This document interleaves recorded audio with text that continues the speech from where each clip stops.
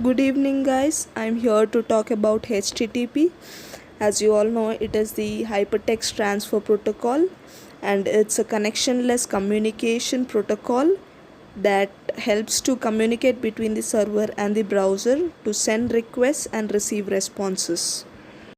Next is our HTTP methods, and the first and commonly used method is our get method. This method basically sends parameters in the URL query string, and the query string is shown in the example like after the question mark name equals to value and etc. And it can be bookmarked, and the URL length has many restrictions and no sensitive information is allowed in this method. Our second method is the post method, and this method is used to perform actions, and in this the data is sent to the server is stored in the request body of the HTTP and not in the URL directly. So because of that, sensitive information doesn't seem a problem in this.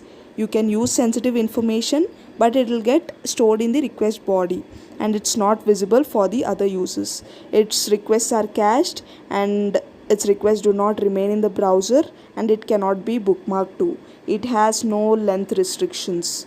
It can use any binary data.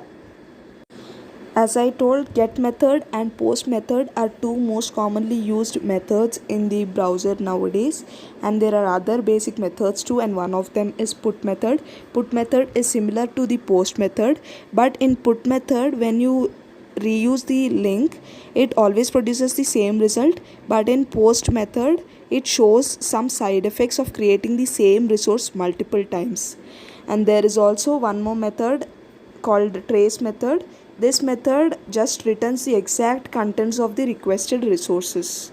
Next is the options method. It is used to check for the available methods in the HTTP for a particular resource. And the last method is the head method. It functions similar to the get request, except that the server should not return a message body in its response. Instead, it should return the same headers that it would have returned to the corresponding get request. Before knowing about the HTTP headers, let's know about URLs. URL is a uniform resource locator, and it's a unique identifier for a web resource through which that the resource can be retrieved. These headers can be included within the URLs. There are three types of headers, and the first type is the general header. General header contains connection that tells the other end of the communication whether it should close the TCP connection or it should keep it open after the HTTP transmission has been completed. And the second is the content type. It specifies that the content is a HTML document. Then we have content length. It specifies the length of the content in bytes. Then it is encoding. This indicates what kind of encoding is used within the content of the message body. Next is the request headers. The first one is accept. It tells the server what type of content the clients are willing to accept. Next one is if modified, since it specifies when the browser last received the requested resource. Then there are other headers too. Cookie header. It submits the cookies to the server that the server previously issued.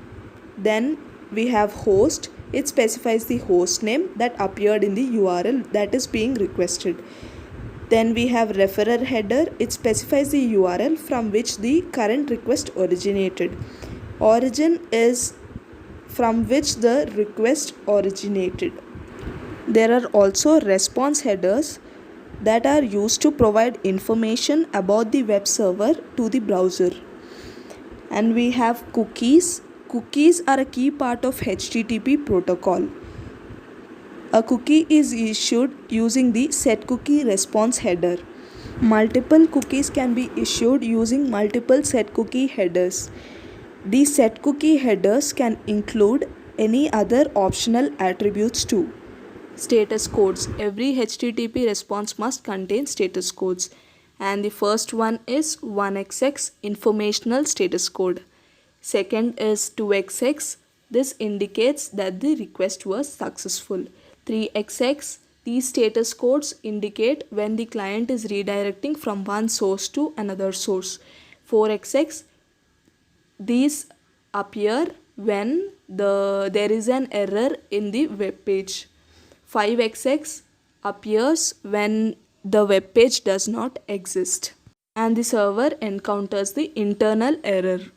These were few of the topics about HTTP. Thank you.